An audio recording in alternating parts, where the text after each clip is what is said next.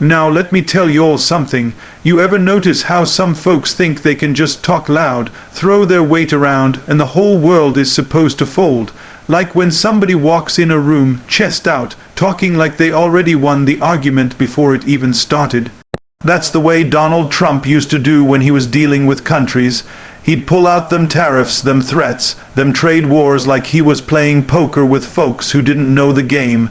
But see, India ain't the kind of player you bluff. India the kind that sit there quiet, stacking chips, watching every move, and then boom, they hit you with that hand you ain't see coming. That's exactly what happened when Jaishankar stepped up with that reply. And let me tell you something, that statement, man, it wasn't just a reply. It was cold, it was sharp, it was that kind of answer that make you sit back and go, well, damn, because when he said it, the West felt it. You could hear the silence across capitals. Folks were looking around like, did he just say that? Did he really go there? Yeah, he did, and it shook him. See, the thing people forget is this. India ain't no rookie in the game. This is a civilization been here for thousands of years, a country that done seen empires rise and fall like waves hitting the shore. Colonizers came, thought they were running the show, and then got sent packing. Now fast forward, you got America thinking it can twist arms and pull strings, but India today, that's a whole different beast. India's not begging at the door. India's standing at the table, carving out its own chair, saying, we ain't just showing up, we running some of this now. And Jaishankar, man, he got that calm style, that professor vibe, but the words, they cut like a razor. He don't shout, he don't slam his fist. He just lays it out in that tone like he grading your paper, giving you a C- and letting you know exactly why you ain't passed the class. So when Trump was talking all big, making noise about tariffs and how America gonna teach India a lesson, Jaishankar slid up with that smile like, well, let's get some facts straight. That's what makes it chilling, it's the calmness.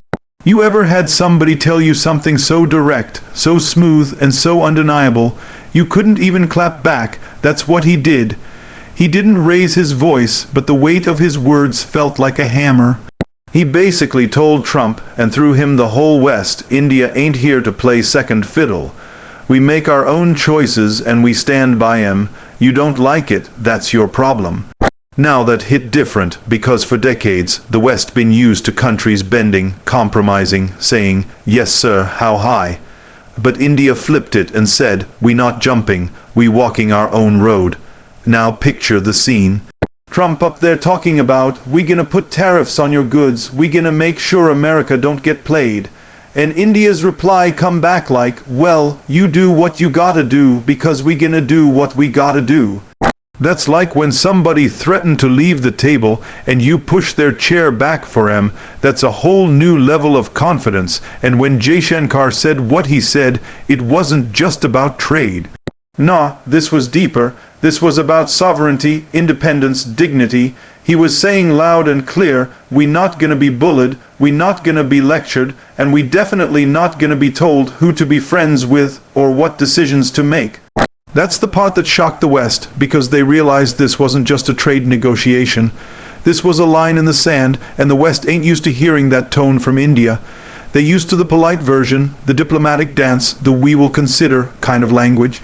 But this was different. This was spine, this was steel, this was backbone showing up, and the reaction, man, it rippled. Washington sat up, Brussels started whispering, London scratching heads like, wait a second, did India just clap back like that? Yeah, they did.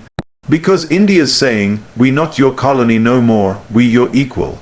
That was the subtext, and you can imagine how chilling that felt to folks who always thought they had the upper hand. Let me tell you why it landed so hard. Because Trump's whole style is intimidation. He played that game of making you nervous, keeping you guessing, throwing out big threats. But that only works if the other side flinches. India didn't flinch.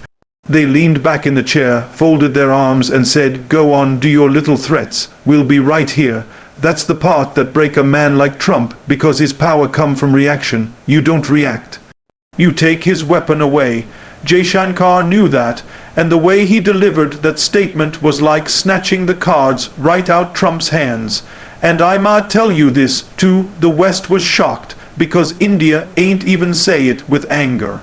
It wasn't emotional, it wasn't fire and brimstone, it was logical, calm, measured. That's scarier because anger you can dismiss. You can say, oh, they mad, they'll cool down. But calm mean they mean it. Calm mean it's thought through, deliberate. That's why folks in the West were sitting in their offices, replaying them words like, did we just lose control of the narrative? Yes, you did, because in that moment the power shifted. India showed they weren't reacting to America. America was reacting to them. That's the change nobody saw coming. You know what else? It wasn't just about America. That statement was a message to the whole West. Like, listen here, you might have been calling the shots yesterday, but today, we partners, not pupils. That's the part that really made it chilling, because it wasn't personal to Trump, it was global. Every Western leader sitting at home sipping coffee heard that and thought, if India's talking like this, what about the others? That's how multipolar worlds are born. When one country stand up, others find their courage too. And that scares the folks who've been sitting on top for too long. You know, sometimes history don't happen with fireworks, drums, and marching bands. Sometimes it happened with just a sentence, one statement dropped so cold and so precise that the world got a stop, rewind, and listen again like, did we just witness the shift? That's what India did when Jaishankar put out that reply to Trump. Folks thought it was just about tariffs, just about trade, just about one argument between two countries. Nah, man, it was bigger than that. That was the sound of a new world being born. You could feel it, like when the air changes right before a storm hits. It was more than a reply. It was a declaration that this ain't no one man show no more. This ain't the West calling all the shots. This is a new season, a multipolar season, and India just stepped on stage to say, yeah, we co-stars now. And let me tell you why that matters. For decades, the world been run like a classroom with one teacher and a bunch of students. The teacher being the West, America, Europe. They set the rules, they grade the papers, they decide who pass and who fail. You do good, they give you a gold star. You disagree, they pull you in the hallway and threaten to fail you. And most countries went along with it because they didn't think they had a choice. But when India clapped back with that reply, it was like one of the students finally standing up in class and saying, nah, you don't run this whole room no more. You ain't the only one with the chalk and the board. And when one person stands up, everybody else starts shifting in their chairs, thinking maybe they can stand too. That's the ripple effect of that moment. Now let's break this down. What does multipolar even mean? It means the world ain't revolving around one pole of power like it did with the West after World War II. It ain't just Washington calling the shots. It ain't just Brussels or London writing the rules. Multipolar means different centers of gravity, different voices shaping the table, and India, by standing tall against Trump, signaled that it ain't just willing to play, it's ready to lead. That's huge. Because India used to be treated like the market, the factory, the back office of the world. Now it's saying, we ain't your side hustle, we the main business, and the way Jaishankar said it, that's what gave it power. He didn't scream, he didn't stomp his feet, he didn't throw insults. He just laid it out calm, like somebody telling you facts you can't deny. And the West felt that calmness deep, because calm means confidence. Calm means we ain't bluffing. It was the voice of a country that know its worth, a country that done built its economy, strengthened its military, boosted its diplomacy, and now it's ready to cash in that respect. And the world heard it. They might not clap in public, but behind closed doors, folks were nodding, saying, finally, somebody said it out loud. See, here's the thing. For years, countries in Africa, Asia, Latin America been tired of being lectured. Tired of being told who to trade with, who to buy from, who to vote for in the UN. They've been tired of playing the game where the rules always written in Washington or Paris. But most of them didn't want to risk saying it, because when you stand up alone, you get smacked down. But India big enough, strong enough, respected enough to take that stand and not fold. And when India did it, it was like a door cracked open. The global south saw it and thought, if India can talk back, maybe we can too. That's multipolar. Not just one country breaking free, but a whole wave of countries realizing they got power they never used before. And don't think the West didn't notice. Oh, they noticed. They weren't just shocked by the words, they were shook by the implications. Because if India talks back, others might follow, Brazil might speak up, South Africa might shift its weight, Indonesia, Turkey, Mexico, all these rising powers might start flexing too. Suddenly, the West ain't the only voice at the table. Suddenly, decisions ain't one-way traffic. That's scary for folks who've been used to running the show. That's why the statement felt chilling, not because it was aggressive, but because it was a glimpse of the future. And let's talk about Trump in this picture. His style always been about dominating the room. He push people around, he brag, he threaten, he tweet. But what do you do when somebody don't flinch? What do you do when the guy across the table just looks at you calm and says, "We'll do what we gotta do, you do what you gotta do," that throw you off your game? Trump ain't built for that. He built for folks who panic, folks who fold. India didn't fold, they doubled down. And the West saw that, and they realized, hold up, this ain't the India of 20 years ago. This ain't the India we can lecture about democracy and markets and expect them to bow. This is an India that knows it's got options, that knows the world need it just as much as it need the world. That realization, that's the true shock. Think about it. India today ain't isolated. It got ties with Russia, ties with the US, ties with Europe, ties with the Middle East, ties with Africa. It buying oil from one side, selling IT to another, doing defense deals with somebody else. That's leverage, that's flexibility, that's the definition of multipolar. You got choices, and choices mean freedom. When Jaishankar made that statement, he was basically saying, we ain't stuck in your lane. We got highways all around us, and we decide where to drive. That's the kind of freedom smaller countries dream of. That's why it resonated so deep, and don't miss this.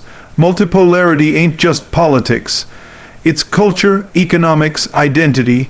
For centuries, the West sold itself as the model, the way of life everybody else supposed to copy.